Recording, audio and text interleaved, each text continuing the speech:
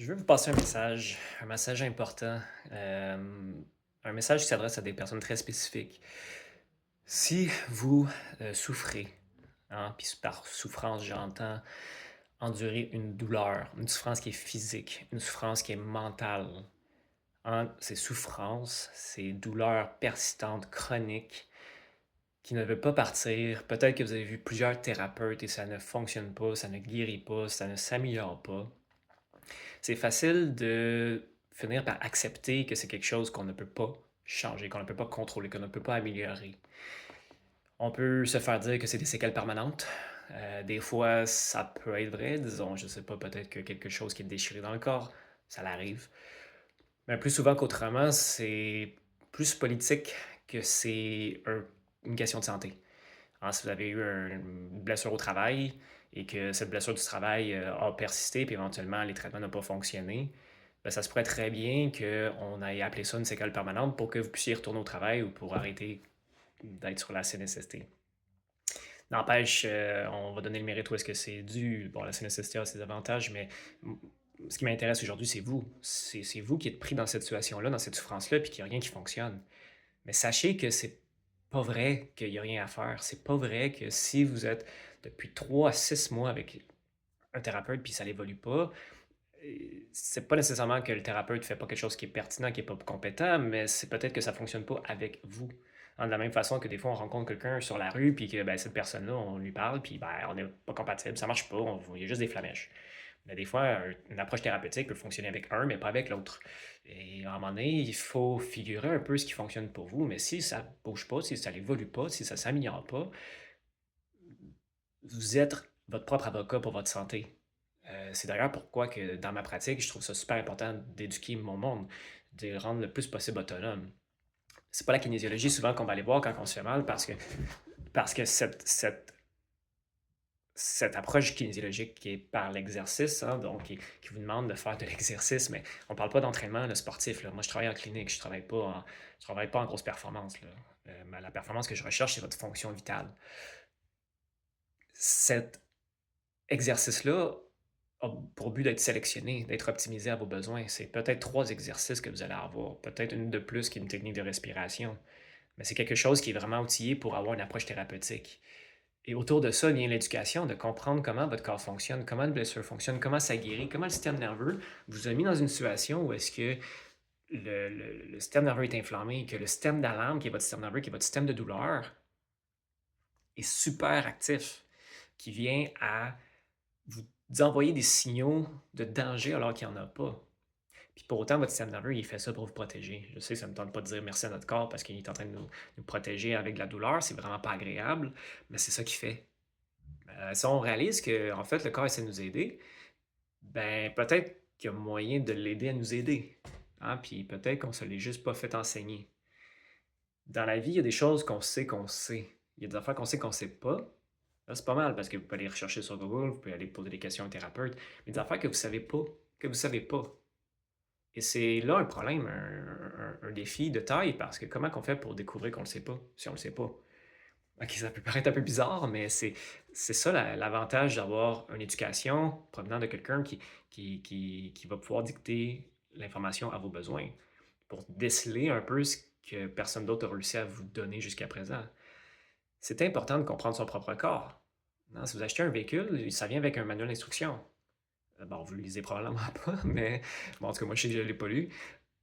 Mais ce manuel-là vous dit comment que la machine fonctionne. À la limite, il y a un problème, vous allez aller lire dedans, puis vous allez trouver la solution. Peut-être que la solution, c'est d'appeler un mécanicien, mais il y a toujours un repère. Mais on est sur la planète Terre sans manuel d'instruction. Puis selon l'éducation que vous avez eue, vous n'avez peut-être pas eu beaucoup d'informations pour savoir comment le gérer.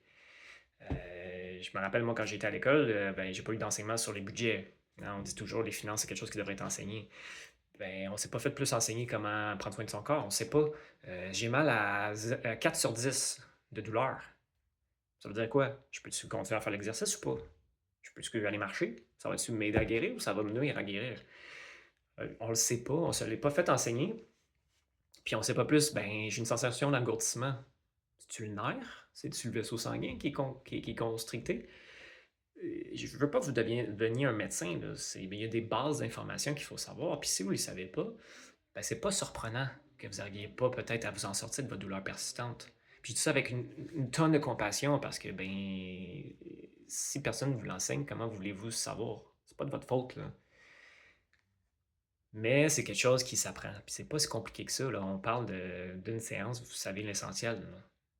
Après, bon, ça peut être plus complexe pour certains, mais c'est pas si compliqué que ça. Mais il faut juste le savoir. Si vous savez pas que vous le savez pas, ben, c'est là que la douleur persistante persiste. Puis c'est vrai pour la santé mentale aussi. On n'a aucune référence à. Excusez-moi, je suis en train de tomber de mon siège. On n'a pas de référence.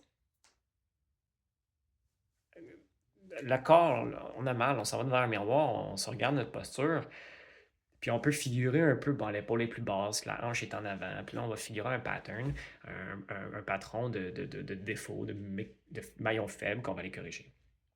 Le mental, ce que j'appelle la posture mentale, ben, on ne peut pas se regarder dans un miroir. Fait que, on attend que les problèmes soient trop gros, puis on va aller voir un psychologue. Mais cette posture mentale est interreliée à la posture physique. Il y a des émotions qui causent des douleurs. On le sait, on a le trac, on shake. On est triste, on pleure. Il y a des larmes carrément qui sortent du corps, là. C'est physique. On est gêné, on se renferme. On est fier, on s'ouvre. La posture physique et la posture mentale sont interreliées. On ne peut pas avoir mal pendant si longtemps que ça sans avoir de souffrance mentale, puis on ne peut pas avoir de souffrance mentale sans avoir des difficultés physiques. Les brûlements d'estomac sont reliés à l'anxiété, hein, avoir un chat dans la gorge, il y a des affaires qu'on veut dire, qu'on n'ose pas dire, puis là on se racle la gorge, on a des problèmes, on a des extinctions de voix. C'est c'est interminable cette liste de choses que le corps nous communique, mais encore une fois, comme la douleur, 4 sur 10 de douleur, ça veut dire quoi? Mais qu'est-ce que ça veut dire quand j'ai un brûlement d'estomac? C'est pas juste de prendre une pilule puis régler le problème comme ça, là. Tout ce qu'on fait, c'est se mettre les doigts dans les oreilles puis de pas écouter notre corps. Bon, après, prenez votre médicament si ça vous aide, là.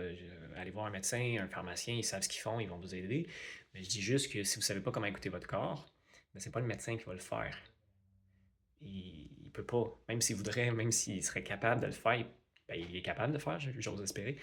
Mais il peut pas le faire pour vous. Peut-être au mieux, il pourrait vous l'éduquer, mais malheureusement, le système de santé est tellement surchargé qu'on ne peut pas les blâmer, ils n'ont pas le temps. Donc, ça en tient à vous à trouver cette information-là.